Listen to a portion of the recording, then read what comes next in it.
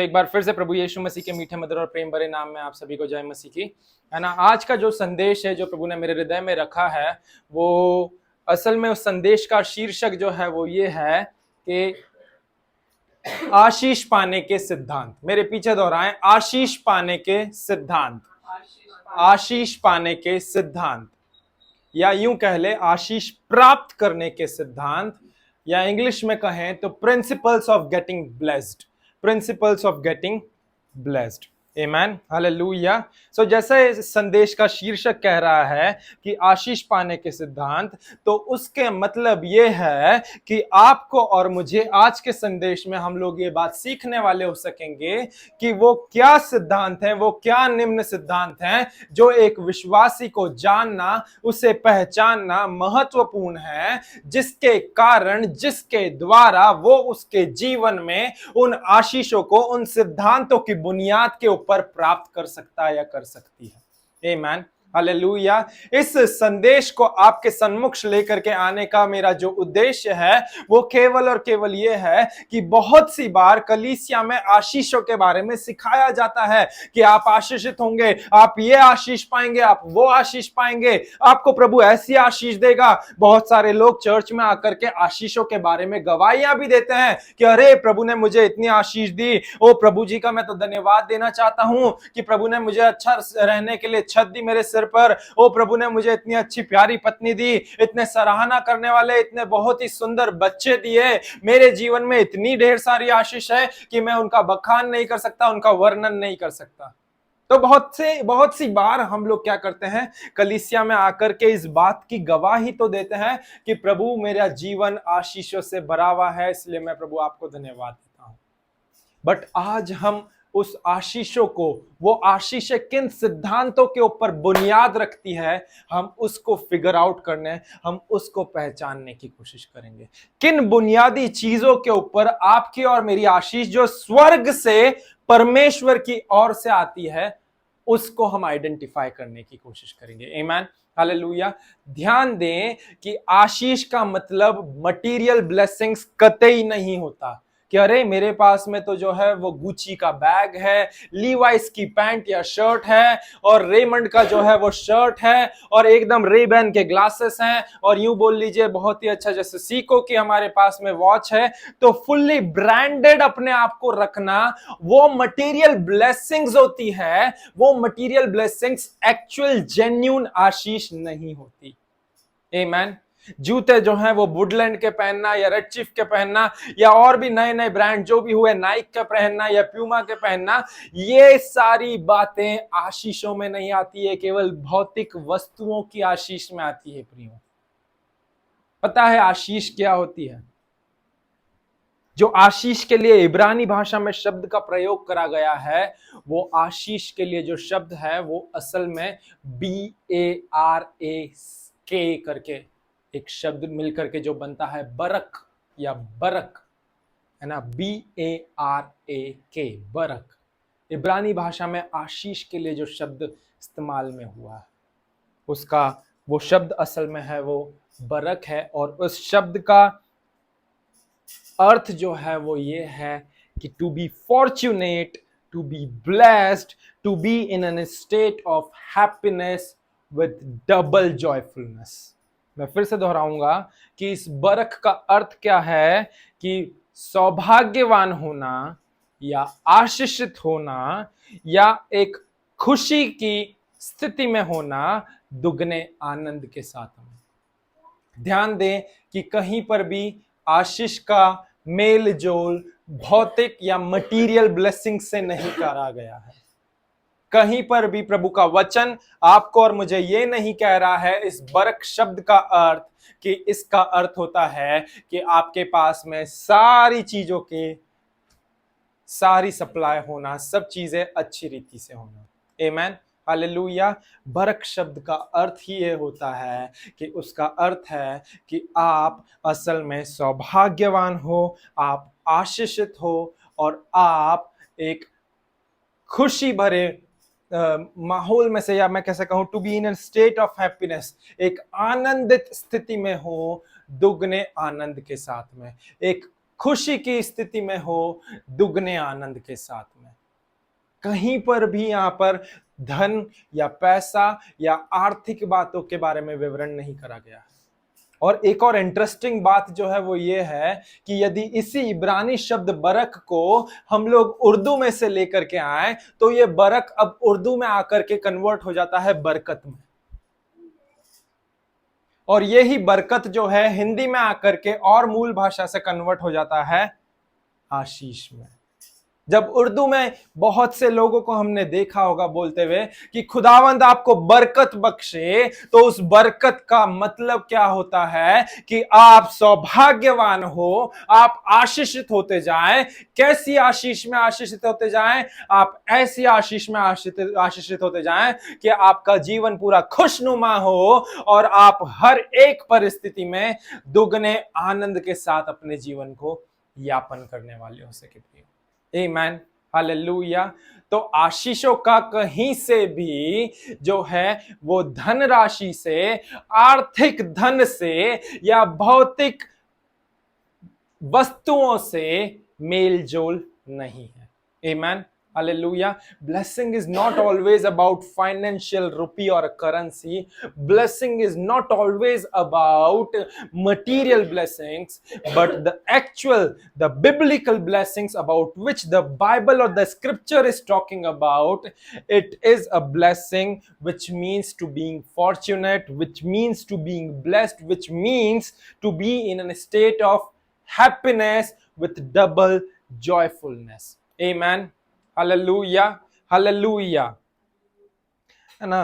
तो आज हम लोग प्रभु के वचन में से इस बात की थोड़ी सी खुदाई करके देखेंगे कि ये बरक या बरकत या ये आशीषें किन निम्न सिद्धांतों के ऊपर आधारित हैं। आमीन, hallelujah, hallelujah, praise the Lord, है ना। तो मैं आप लोगों के सामने प्रभु के वचन में से कुछ सिद्धांतों को लेकर के आऊंगा और हम लोग इसमें से सोचने वाले हो सकेंगे कि असल में ये किस सिद्धांतों के ऊपर बाइबल की ये आशीषें जो भी पुस्तक में इस वचन में पाई जाती है, ये आशीषें इन किन सिद्धांतों के द्वारा कार्यगत होती है। हम लोग निकालेंगे, सबसे पहले वचन में से निकालेंगे यिर्मयाह नबी की पुस्तक, उसका 17वां अध्याय।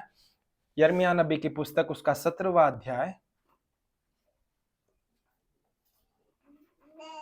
और उसका पद संख्या 7 और 8 हम लोग पढ़ेंगे। यिर्मयाह की पुस्तक, उसका 17वां अध्याय और उसकी पद संख्या 7 और 8 हम प्रभु के वचन में से पढ़ेंगे। वहां पर परमेश्वर का वचन कुछ इस प्रकार कहता है, यिर्मयाह 17 पद संख्या 7 और 8। धन्य है वह पुरुष जो यहोवा पर भरोसा रखता है, जिसने परमेश्वर को अपना आधार माना हो।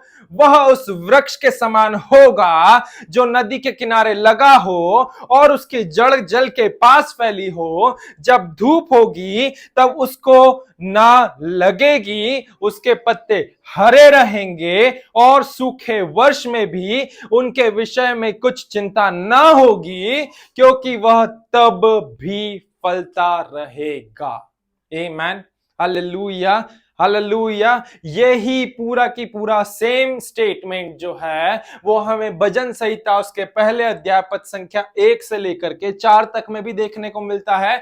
वहां पर भी राजा दाऊद जो है वो इसी वचन को कोट करते हुए हमें देखने को मिलते हैं। वहां पर भी हमें यही बात देखने को मिलती है कि धन्य है वह मनुष्य जो दुष्टों की युक्ति पर नहीं चलता, ना पापियों के मार्ग पर रहता है, ना ठट्टा करने वालों की मंडली में बैठता है, परंतु वो उस वृक्ष के समान है जो बहती नालियों के किनारे लगाया जाता है, जिसके पत्ते कभी मुरझाते नहीं और जो अपनी ऋतु में फलता है। आमीन, hallelujah. The same thing has been re-quoted and we can see the same scripture again in the book of Psalms chapter 1 from verse 1 to verse 4. Amen. Hallelujah. पर ध्यान दे, मैं यहां पर आप लोगों को आशीषों के बारे में बात कर रहा हूं, आशीष के सिद्धांत के ऊपर बात कर रहा हूं कि किन सिद्धांतों के ऊपर, किन निम्न सिद्धांतों के ऊपर आपकी और मेरी आशीष निर्भर करती है। हम लोग ध्यान देंगे इसी वचन में से। सबसे पहली बात जो है पहली पंक्ति में देखने को मिलती है, वो बोलता है धन्य है वह पुरुष, धन्य है वह पुरुष, धन्य है वह पुरुष।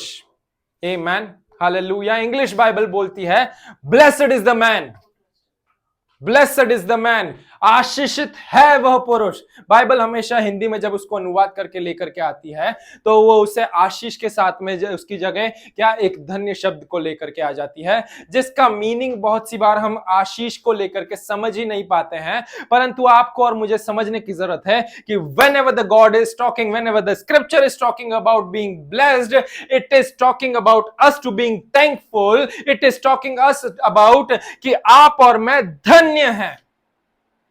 वही चीज आप और मैं यहां पर देखने पा रहे हैं। आमेन, हालेलुया। वचन क्या कह रहा है? धन्य है वह पुरुष जो यहोवा पर भरोसा रखता है। इस बात को ज्यादा ना खींचते हुए सबसे पहला और प्रमुख सिद्धांत यदि हमें आशीष के लिए पता करना है तो वो कुछ और नहीं परंतु केवल ये बात है कि वो पुरुष आशीषित है जो यहोवा पर भरोसा रखता है। Amen. Hallelujah. The first principle for us to get blessed is none other than for us to keep our trust in the Lord.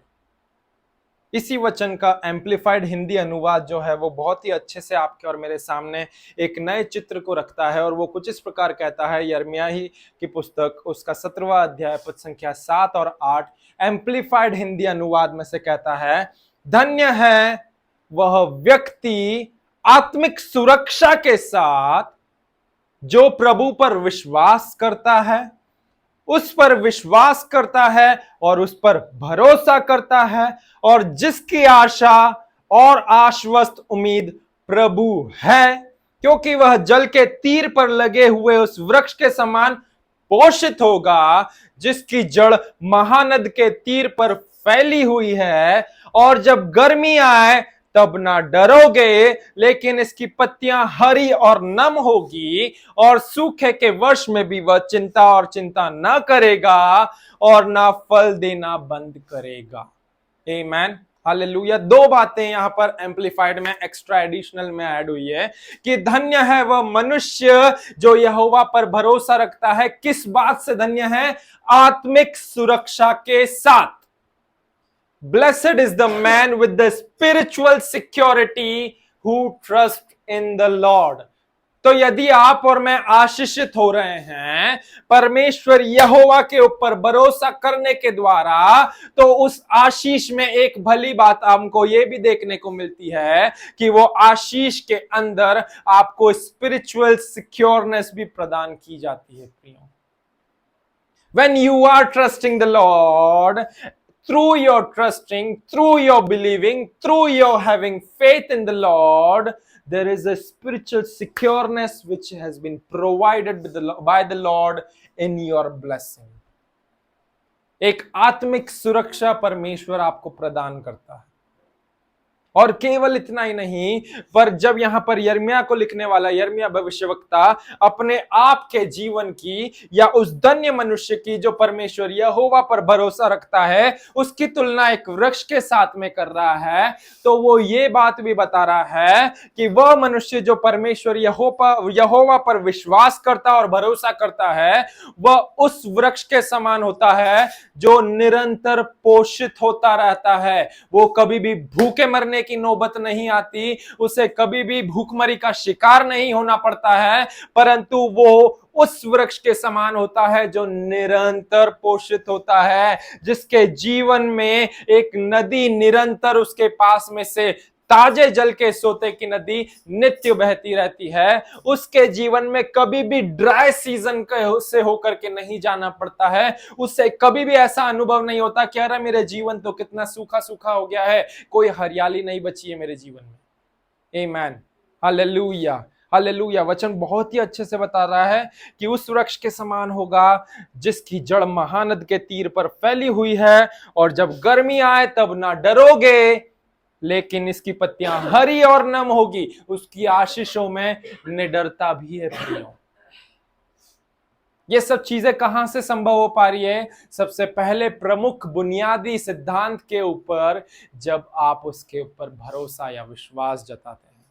जब आप उसके ऊपर भरोसा रखते हैं तो आप आत्मिक सिक्योरिटी के साथ में धन्य होते हैं। आपका जीवन निरंतर परमेश्वर के उस कंटिन्यूसली एवर फ्लोइंग रिवर में से जो है वो पोषित किया जाता है। और केवल इतना ही नहीं, परंतु उसकी आशीषों से आपके और मेरे जीवन में, उस पर भरोसा रखने से आपके और मेरे जीवन में एक निडरता का स्वभाव भी आता है।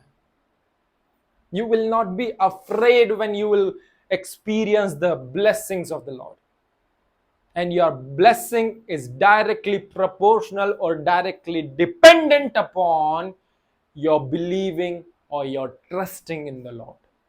आपकी आशीष जो है वो समानार्थी रूप से आपके भरोसे या आपके परमेश्वर के प्रति विश्वास के ऊपर निर्भर करती है। आमेन, हालेलुया, हालेलुया।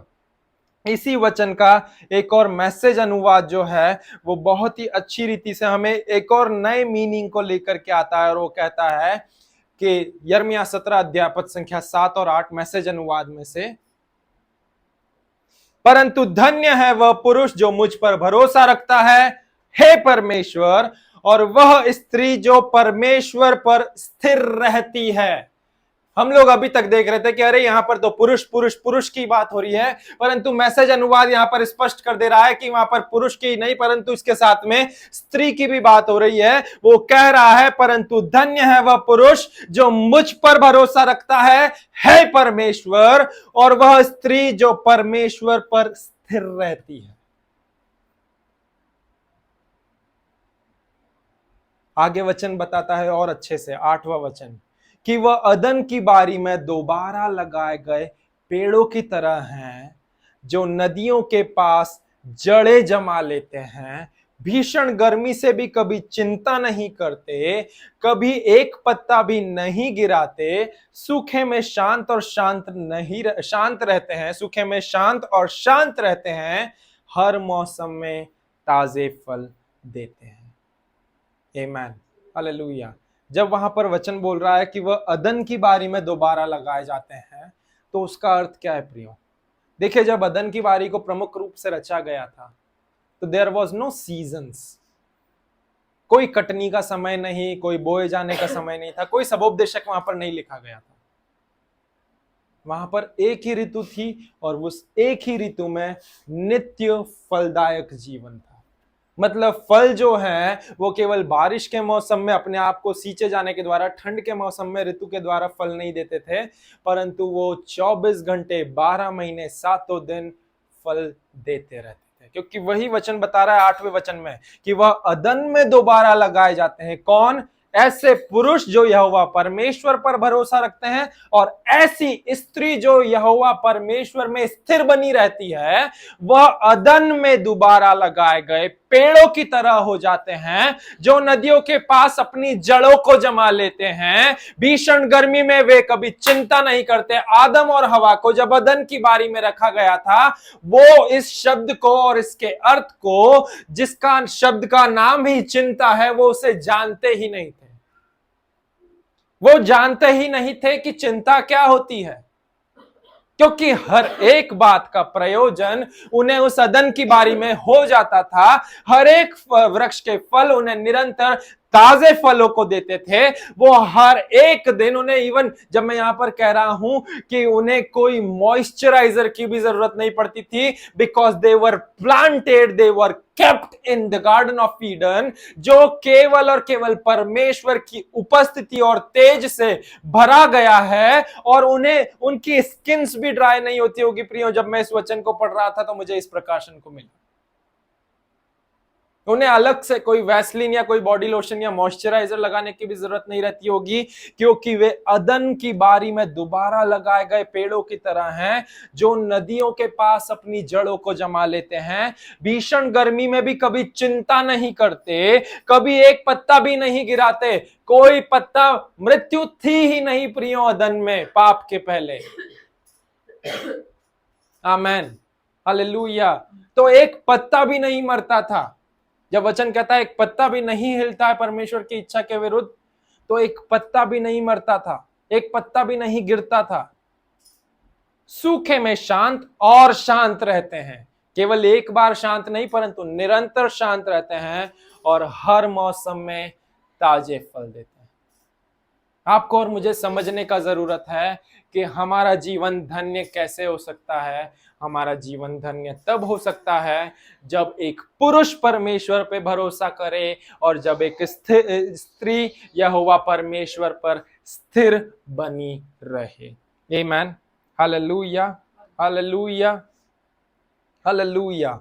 है ना। एनएलटी अनुवाद जो है वो इसी वचन में एक और चीज को जोड़ देता है। वो कहता है कि धन्य है वह मनुष्य जो यहोवा पर भरोसा रखता और उन्होंने यहोवा को अपनी आशा और भरोसा बनाया है।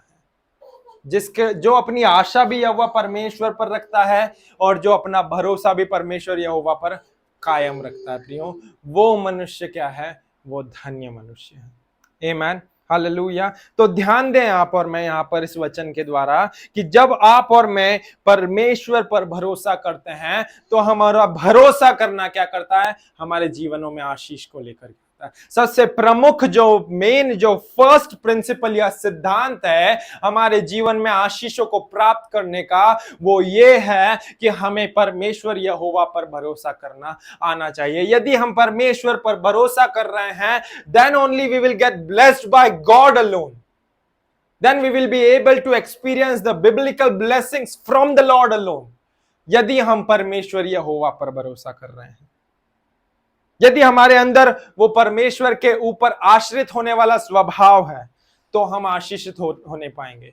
यदि हमारे अंदर परमेश्वर को अपने आप के जीवन का भरोसा और आशा मान लेने वाला स्वभाव है, अपने आप को प्रभु के ऊपर भरोसा करने वाला और प्रभु के ऊपर ही स्थिर बने रहने वाला स्वभाव है, तब ही हम उस स्पिरिचुअल सिक्योरिटी को, उस पोषण को हमारे जीवन में प्राप्त करने पाएंगे। प्रियो, आमीन, हालेलुया, हालेलुया। सबसे पहला सिद्धांत हुआ हमारे आशीष प्राप्त करने का, वो है परमेश्वर पे भरोसा करना। दूसरे सिद्धांत की ओर आगे बढ़ेंगे और देखेंगे कि दूसरा सिद्धांत कहां पाया जाता है। निकालेंगे निर्गमन की पुस्तक उसका 23वां अध्याय, निर्गमन की पुस्तक उसका 23वां अध्याय और उसकी पद संख्या 25।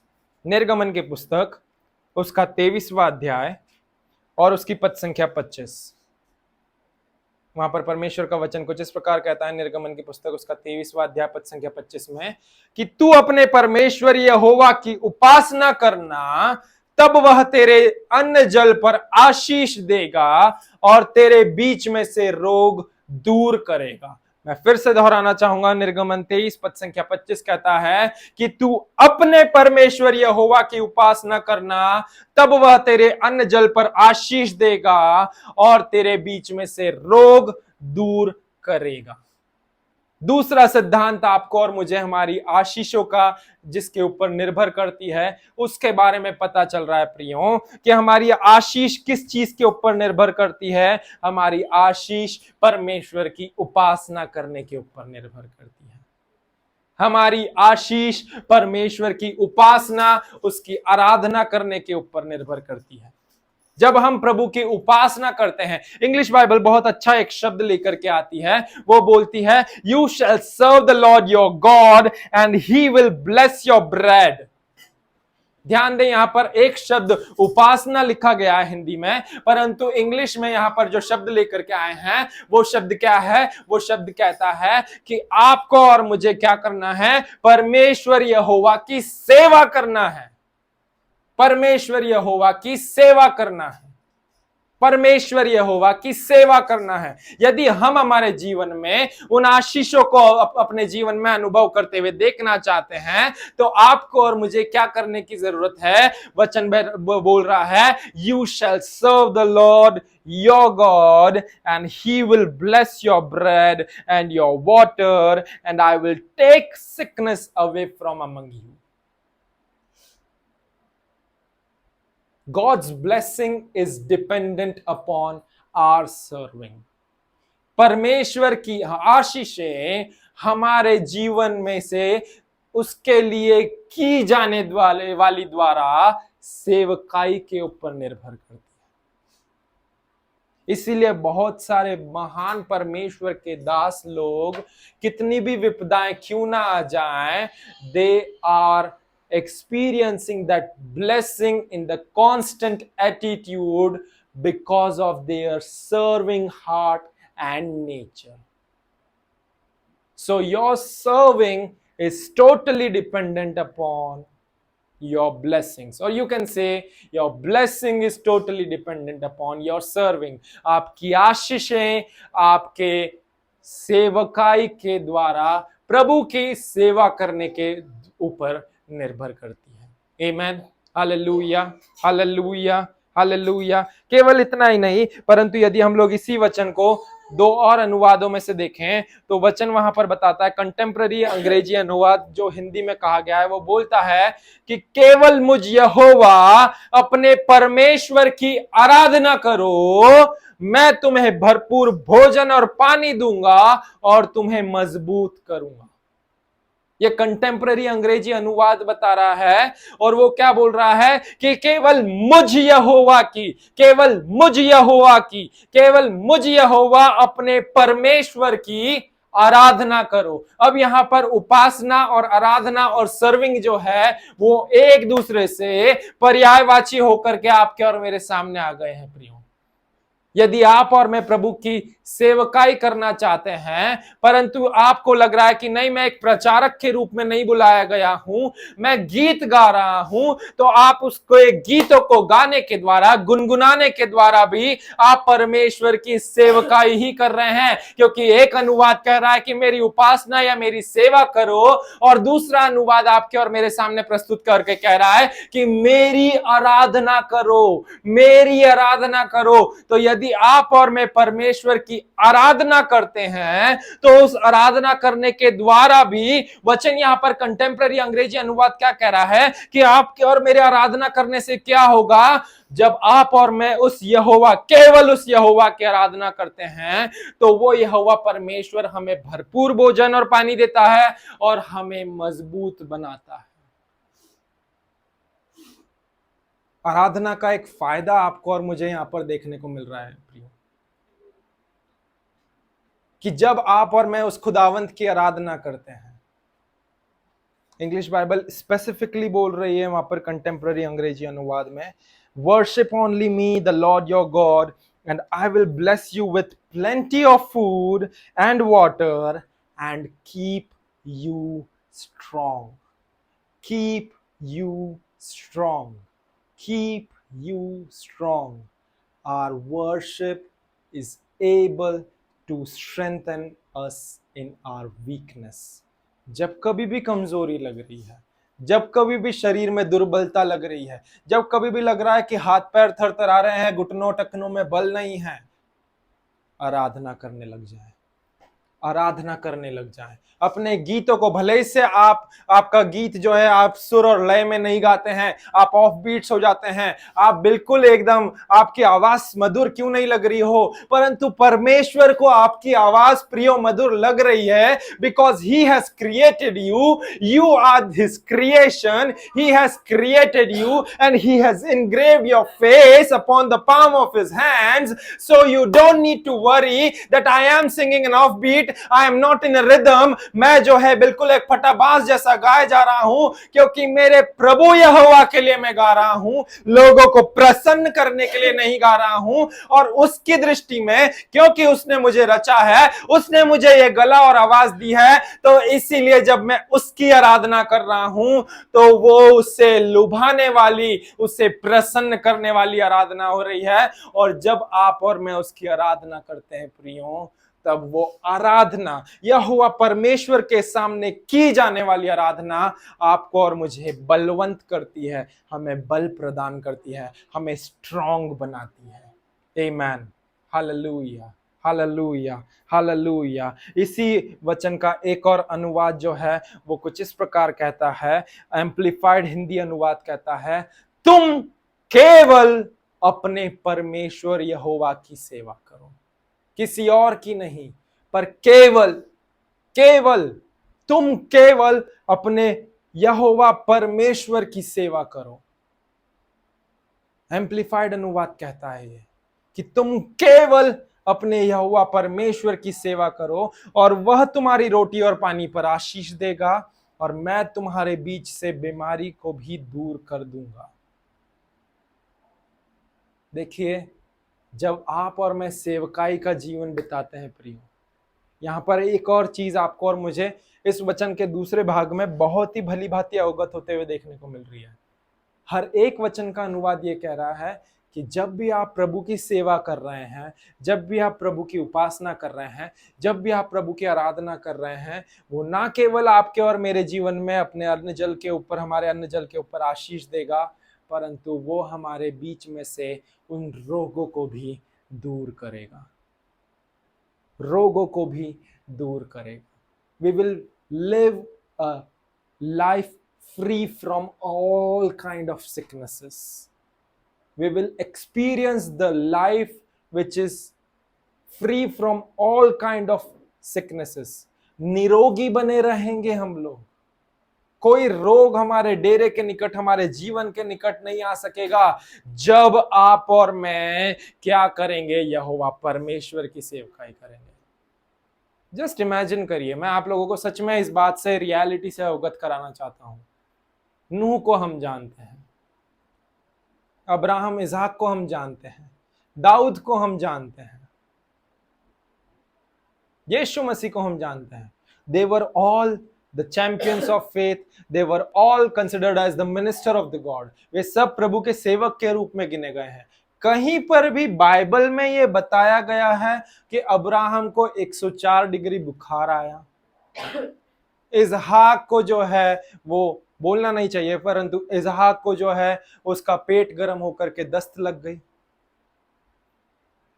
दाऊद का घुटना जो है उसके पैर में, यदि हम लोग जस्ट नॉर्मली मैं बात कर रहा हूं यहां पर, कि दाऊद के पैर की पिंडलियों में जो है वो नसें खिंचा गई।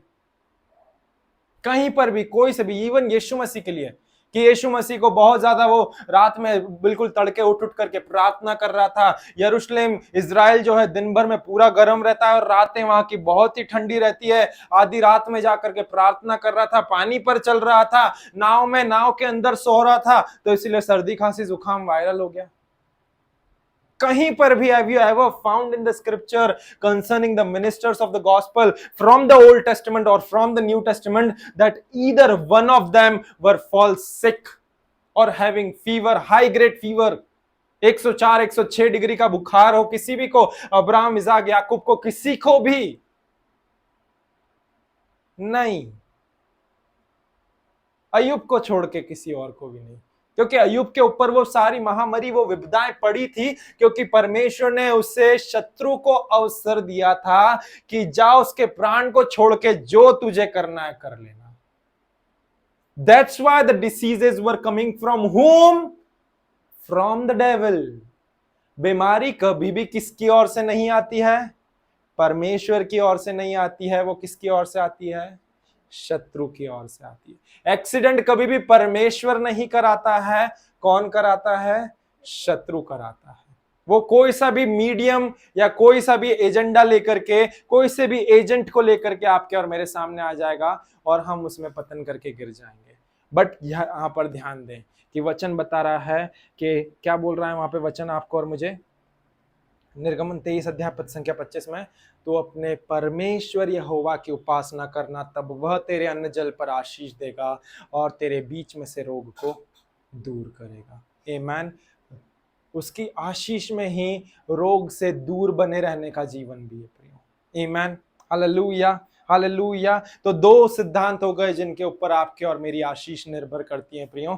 अब हम लोग आगे की ओर बढ़ेंगे और देखेंगे तीसरे सिद्धांत के बारे में कि वो कौन सा तीसरा सिद्धांत है जिसके ऊपर आपके और मेरी आशीष प्राप्त करना निर्भर करती है। निकालेंगे भजन संहिता की पुस्तक, उसका 34वां अध्याय, the book of Psalms chapter 34 verse 8, भजन 34 अध्याय पद संख्या 8, भजन संहिता की पुस्तक उसका 34 अध्याय पद संख्या 8, बहुत ही जाना माना वचन है, आप और मैं सभी जानते हैं। वचन क्या कहता है? परख कर देखो कि यहोवा कैसा भला है, क्या ही धन्य है वह पुरुष जो उसकी शरण लेता है। नाउ मैं इसीलिए इंग्लिश बाइबल ज्यादा से ज्यादा प्रेफर करता हूं।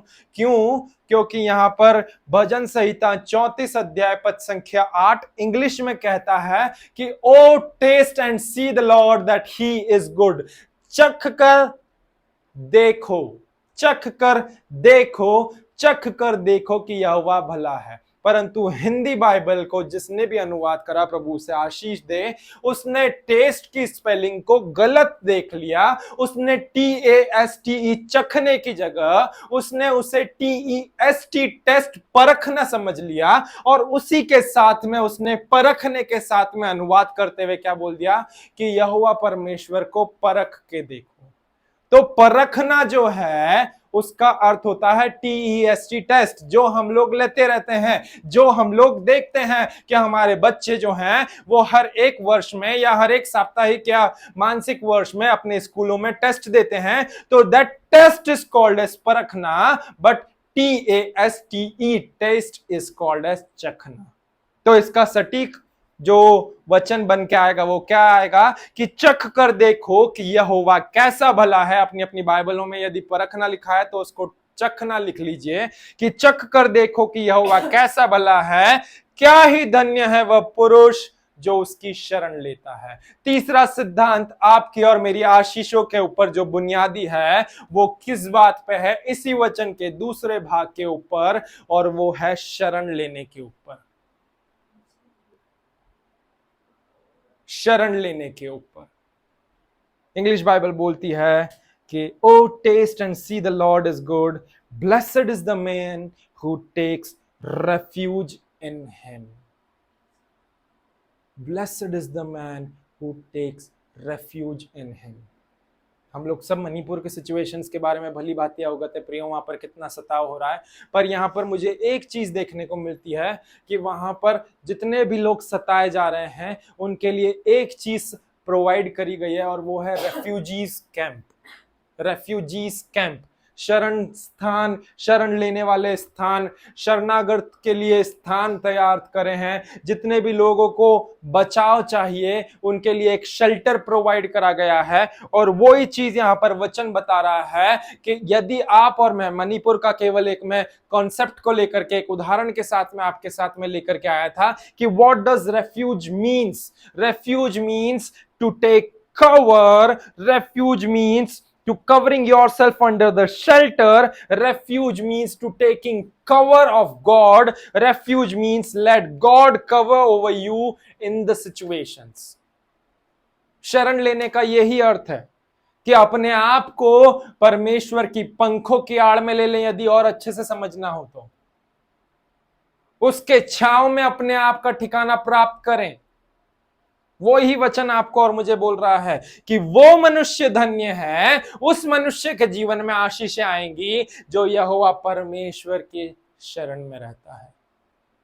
आमेन, हालेलुया, हालेलुया। यदि हम परमेश्वर की शरण में नहीं आएंगे तो बहुत ही अच्छा एक सिंबल जो संसारिक फंडा है वो एप्लीकेबल होगा, और वो ये रहेगा, बिना परमेश्वर को जाने, बिना परमेश्वर को पहचाने हम प्रभु से आशीष की अपेक्षा करेंगे तो प्रभु आपको और मुझे पलट के जवाब देगा, तू कौन भाई, मैं कौन। आमेन, hallelujah, hallelujah. That's why it is mandatory to trust the Lord. That's why it is mandatory to serve the Lord. That's why it is mandatory to take refuge in him. Amen, hallelujah, hallelujah, hallelujah. तो आपको और मुझे समझना है प्रियो, समझना है आपको और मुझे कि क्या है शरण लेने का मतलब, और क्या उस शरण लेने ही के द्वारा आपके और मेरे जीवन में प्राप्त होता है। इसका कंटेम्पररी अंग्रेजी अनुवाद जो है हिंदी में कुछ इस प्रकार कहता है, स्वयं पता लगाएं कि प्रभु दयालु है, सुरक्षा के लिए उसके पास आओ। किस चीज के लिए? सुरक्षा के लिए उसके पास आओ। ये कंटेम्पररी CEV अनुवाद, कंटेम्पररी अंग्रेजी अनुवाद कहता है कि सुरक्षा के लिए प्रभु के पास आओ और तुम प्रसन्न होगे। आशीष का अर्थ मैंने आपको बताया था क्या है? खुशहाल रहना, दुगने आनंदित रहना, प्रसन्न रहना। जब आप सुरक्षा के लिए प्रभु के पास जाएंगे तो सुरक्षा के लिए प्रभु के पास जाने के द्वारा फल स्वरूप आपके जीवन में क्या आएगी? प्रसन्नता आएगी। You will experience that joyfulness in your life with the moment when you will just go to the Lord for protection. Amen. Hallelujah. Hallelujah. Hallelujah. इसी का मैसेज अनुवाद जो है वो कुछ इस प्रकार कहता है, वो बोलता है अपना मुंह खोलो और चखो, अपनी आंख खोलो और देखो कि परमेश्वर कितना अच्छा है। धन्य हो तुम जो उसके पास दौड़े आते हो। अंतिम भाग कहता है धन्य हो तुम जो उनके पास दौड़े आते हो। Open your mouth and taste, open your eyes and see. English अनुवाद मैसेज का कहता है how good God is, blessed are you who runs to him. मैं जब भी ये वचन बोला जा रहा था, तो मैं जब इस वचन के ऊपर मनन कर रहा था, तो मैं अचानक से इस चीज को सोचने लगा और अपने ही बचपन को एज्यूम करने लगा, इमेजिन करने लगा कि जब कभी भी मुझे कोई सी भी सिचुएशन से डर लगता था या अकेला लगता था या ऐसा लगता था I am not able to face of this thing, तो मैं पता है क्या करता था? I take shelter to my parents, I just run towards them. मैं उनके पास दौड़ा चले जाता था, क्योंकि उनके पास जाने से, उनकी उपस्थिति से मुझे क्या लगता था कि नहीं, अब मुझे कुछ भी नहीं होगा। एक बहुत अच्छा किस्सा मुझे याद आ रहा है। एक कहानी में कुछ इस प्रकार होता है कि एक प्लेन में एक छोटी सी 6 साल की जो लड़की रहती है वो सवार होती है, और उस लड़की ने जब उस प्लेन में यात्रा कर रही होती है तो एक स्थान से दूसरे स्थान तक वो लड़की जा रही होती है। अचानक से प्लेन का इंजन जो है, वो एक इंजन जो है वो काम करना बंद कर देता है, जिसके कारण पूरा जो प्लेन का एटमॉस्फेयर रहता है वो बहुत ही ज्यादा उथल पुथल हो जाता है। सब लोगों को अपनी जान की चिंता होने लग जाती है, और सब लोग जो है वो यहां से इधर उधर भागने लगते हैं। यहां तक कि एयर होस्टेस और जितने भी लोग, साथी लोग वहां पर यात्रा कर रहे रहते हैं उस प्लेन में, उस हवाई जहाज में, वे सब लोग जो है डगमगाने लग जाते हैं, सिवाय इस छोटी सी 6 साल की लड़की को छोड़ के। जब उसके पास बैठे हुए एक यात्री ने, सह यात्री ने उससे पूछा कि बेटी क्या तुझे डर नहीं लग रहा है? देख प्लेन कितना डगमगा रहा है, देख हमारा कुछ भी हो सकता है, शायद हम बचें या ना बचें, कुछ भी हो सकता है, आज ही हम मर भी सकते हैं। वो बेटी हंसते हुए बाहर पंखों की ओर देख करके, बादलों की ओर देख के मुस्कुराती है और अंकल को बोलती है कि अंकल मुझे कुछ भी नहीं होगा। पता है क्यों? तो अंकल पूछते हैं बताओ बेटा क्यों? क्योंकि जो प्लेन को उड़ा रहा है वो मेरा पप्पा है, और मेरा पप्पा जानता है कि मैं इस प्लेन में सवार हूं, तो वो अपनी एड़ी से चोटी का जोर लगा देगा, परंतु अपनी बेटी को कोई हानि नहीं होने देगा। इन द सेम वे आपको और मुझे भी समझ में आना चाहिए प्रियो, कि जब हम उसकी शेल्टर में आते हैं, जब हम उसकी शरण में आकर के उसको अपना रेफ्यूजी बनाते हैं, तो वो आपको और मुझे कुछ भी नहीं होने देगा। वो भले से एक वैसी मुर्गी हो जाए जो हमें अपने पंखों की आड़ में ले ले, फिर भले से दूसरा कोई भी जो व्यक्ति आकर के उसे कुछ भी क्यों ना कर दे, but he won't let you anything happens, that's for sure. और यही चीज मैंने जब मैं छोटा था तब अनुभव करी है।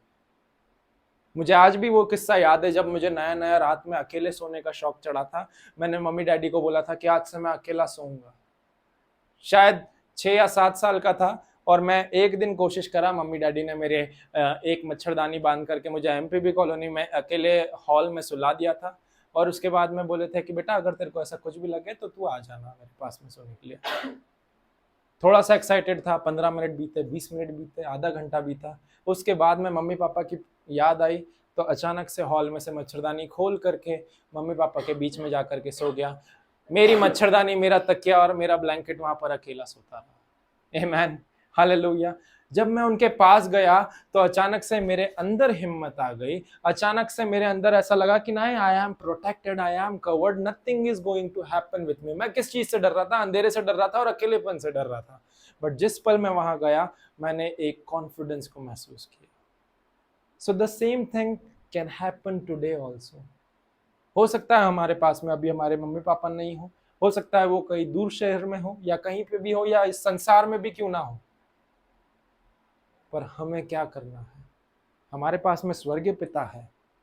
अब हमारे पास में हमारा बायोलॉजिकल फादर नहीं, हमारे पास में हमारा हेवनली फादर है। So we can take shelter और refuge under his wings also. Amen, hallelujah. हम उसकी शरण में आकर के भी पनाह ले सकते हैं। हम लोग गीत गाते हैं, तेरी शरण में है ना कुछ कमी, है ना, तेरी पनाह में। हम लोग गाते हैं उस चीज को, पाऊं मैं शिफा। आमेन, हालेलुया। हमें समझना है प्रिय, कि जब हम शरण लेते हैं, उस शरण लेने में भी हमारे जीवन की आशीषें जुड़ी हुई है। प्रभु को हमारा शरण स्थान बनाने में भी हमारे जीवन में आशीषें आती है। आमीन, हालेलुया, हालेलुया, हालेलुया। तो 3 सिद्धांत हमने देखे। अंतिम सिद्धांत की ओर आगे बढ़ रहे हैं। पहला सिद्धांत था हमारा विश्वास रखना। दूसरा सिद्धांत जिसके ऊपर हमारी आशीषें निर्भर करती है वो है परमेश्वर की उपासना, आराधना या सेवा करना। और तीसरा सिद्धांत जिसके ऊपर आपकी और मेरी आशीषें निर्भर करती है वो है परमेश्वर की शरण में ठिकाना पाना या उसको अपना रेफ्यूजी बनाना। आमीन, हालेलुया। चौथे सिद्धांत जिसके ऊपर आपकी और मेरी आशीषें निर्भर करती है वो है कि उसका आज्ञा पालन करना, उसको प्रेम करने के द्वारा, उसकी आज्ञाओं पे चलने के द्वारा और उसकी आज्ञाओं को अपने में बसाए रखने के द्वारा। मैं फिर से दोहराना चाहूंगा, चौथा सिद्धांत जो है वो है उसका आज्ञा पालन करना, प्रेम करने के द्वारा, उसके ऊपर चलने के द्वारा और उसकी आज्ञाओं को अपने में बसाए रखने के द्वारा। आमीन। हम लोग निकालेंगे, वचन में से जाएंगे। व्यवस्था विवरण उसका 30वां अध्याय, उसकी पद संख्या 16 को पढ़ेंगे हम लोग। व्यवस्था विवरण, the book of Deuteronomy chapter 30 verse 16 को हम लोग निकाल करके पढ़ेंगे। व्यवस्था विवरण 30 अध्याय पद संख्या 16, वहां पर परमेश्वर का वचन कुछ इस प्रकार कहता है, क्योंकि मैं आज तुझे आज्ञा देता हूं कि अपने परमेश्वर यहोवा से प्रेम करना और उसके मार्गों पर चलना और उसकी आज्ञाओं, विधियों और नियमों का मानना, जिससे तू जीवित रहे और बढ़ता जाए और तेरा यहोवा परमेश्वर उस देश में जिसका अधिकारी होने का तू जा रहा है तुझे आशीष दे। फिर से दोहराऊंगा, क्योंकि मैं आज तुझे आज्ञा देता हूं। यहोवा परमेश्वर मूसा को आज्ञा दे रहे हैं कि अपने परमेश्वर यहोवा से प्रेम करना और उसके मार्गों पर चलना और उसकी आज्ञाओं और विधियों और नियमों का मानना, जिसके द्वारा क्या हो, जिससे, सबसे पहला वचन तो जो पहले वचन का पहला भाग जो है वो इंप्लीमेंटिंग पार्ट है, वो कार्य करने का पार्ट है, परंतु उसके बाद में जो दूसरा हिस्सा इस वचन का आ रहा है वो उसका रिजल्ट है। जब आप उस बात को इंप्लीमेंट कर रहे हैं तो उसके फल स्वरूप रिजल्ट, आपको प्रतिफल क्या देखने को मिल रहा है, जिससे तू जीवित रहे और बढ़ता जाए और तेरा परमेश्वर यहोवा उस देश में जिसका अधिकारी होने को तू जा रहा है तुझे आशीष दे। तू जीवित रहे, तू बढ़ता जाए और तेरा परमेश्वर यहोवा उस देश का जिसका अधिकारी होने को तू जा रहा है तुझे आशीष दे। ध्यान दे प्रियो, यहां पर परमेश्वर का वचन आपको और मुझे बहुत ही सिंपल तरीके से बता रहा है। इसी का अंग्रेजी इंग्लिश स्टैंडर्ड अनुवाद जो है वो कुछ इस प्रकार कहता है, if you obey the commandments of the Lord your God that I command you today by, ध्यान दें यहां पर इंग्लिश बाइबल बोलती है कैसे आपको आज्ञा पालन कैसे करना है, by loving your God your Lord, by walking in his ways, by keeping his commandments and his statutes and his rules। बार बार उसी वचन में आपको और मुझे एक जरिया, एक की भी बताई गई है आज्ञा पालन करने की। कैसे आज्ञा पालन करना है परमेश्वर की व्यवस्था का, उसकी आज्ञाओं से प्रीति रखने के द्वारा, उससे प्रीति रखने के द्वारा, उसकी आज्ञा, उसके दिखाए हुए मार्ग पर चलने के द्वारा आज्ञा पालन करना है। उसकी हर एक बातों को, नियमों को, विधियों को अपने दिल में बसाए रखने के द्वारा आप और मैं उसकी बातों का आज्ञा पालन कर सकते हैं, उसके वचनों का आज्ञा पालन कर सकते हैं। तो चौथा सिद्धांत, क्योंकि ये ही सिद्धांत परमेश्वर यहोवा ने मूसा को और समस्त इजरायलियों को दिए थे वायदे के देश में प्रवेश करने से पहले, और जब उन्होंने वो सिद्धांत दिए तो उसके पहले उन्होंने बताया यही बात, जब उन्होंने बताई व्यवस्था जो बताई तो उसके साथ में उन्होंने ये भी बोला कि जो मैं तुझे आज्ञा देता हूं उसके ऊपर अपने परमेश्वर यहोवा से प्रेम करना, उसके मार्गों पर चलना, उसकी आज्ञा, विधियों को, नियमों को मानना। इन बातों को कैसे पूरा कर सकते हैं आप? परमेश्वर यहोवा से प्रेम करने के द्वारा। देखिए, ये बात आपको और मुझे समझना जरूरी है कि जरूरी नहीं है कि हर बार आज्ञा पालन करना इजी हो। केवल नए जन्मे हुए विश्वासी के लिए नहीं, परंतु बहुत ही सयाने मैच्योर बिलीवर के लिए भी it seems tough and harder to obey the word of the Lord. But there is a key which is found in this particular scripture, and what that is, see, if you will see from the ESV version, it is clearly saying unto us that if you obey the commandments of the Lord your God, that I command you today, by loving the Lord, by walking in his ways, by keeping his commandments and his status and his rules. तो यहां पर by by by by by by बार बार by का प्रयोग क्यों करा गया है? हिंदी में बोले तो बार बार किसके द्वारा किसके द्वारा किसके द्वारा क्यों प्रयोग करा गया है? यदि हिंदी में इस वचन को अनुवाद करते हुए लेकर के आऊं तो वो कुछ इस प्रकार कहता है कि यदि तू अपने परमेश्वर यहोवा की बातों का आज्ञा पालन प्रभु से प्रेम करने के द्वारा, प्रभु की बातों पर चलने के द्वारा, प्रभु की हर एक विधियों और नियमों का अनुसरण करके मानने के द्वारा पूरा करे, तो तेरे जीवन में तू जीवित रहेगा, बढ़ता जाएगा, परमेश्वर यहोवा तुझे उस देश का अधिकारी बनाएगा जिसमें तू जा रहा है, और तुझे आशीष देगा। तो आखिरी सिद्धांत जिसके ऊपर आपकी और मेरी आशीष निर्भर करती है प्रियो, वो क्या है? प्रभु के आज्ञाओं का आज्ञा पालन करने के लिए। जब हम और आप प्रभु की हर एक बातें जो उसके इस जीवित वचन में पाई जाती है, उनका आज्ञा पालन करते हैं, तो हम उस आशीष को पाते हैं, हम उस खुदावंत की आशीष के हकदार होते हैं जो परमेश्वर यहोवा ने आपको और मुझे दिया। इसी वचन का कंटेम्पररी अंग्रेजी अनुवाद बोलता है कि we need to stay loyal to our God. परमेश्वर के प्रति वफादार बने रहने के द्वारा हम उसकी आशीष को हमारे जीवन में एक्सपीरियंस कर पाते हैं। यदि हम लोग कंक्लूजन के साथ में आए, तो यदि इस आशीष को प्राप्त करने के सिद्धांत जो हैं, तो वो आशीष को प्राप्त करने के सिद्धांत एक दूसरे के साथ में एक्चुअल में इंटरलिंक्ड है, इंटरकनेक्टेड है एक साथ। सबसे पहला, आपकी और मेरी आशीष निर्भर करती है हमारे परमेश्वर पर भरोसा करने के द्वारा। यदि हम परमेश्वर पर भरोसा करते हैं तो ऑटोमेटिकली हम परमेश्वर के सेवा भी करेंगे। यदि हम परमेश्वर की सेवा करते हैं और भरोसा करते हैं, तो संकट और विपदा के समय ऑटोमेटिकली हम उसकी शरण में, उसकी रेफ्यूजी में भी आने वाले हो सकेंगे। यदि हम परमेश्वर पर भरोसा करते हैं तो हम ऑटोमेटिकली उसकी हर एक बातों का जो उस वचन में लिखी है उसका आज्ञा पालन भी करेंगे। आमीन, हालेलुया। ये चार सिद्धांतों के ऊपर आपकी और मेरी आशीष निर्भर करती है।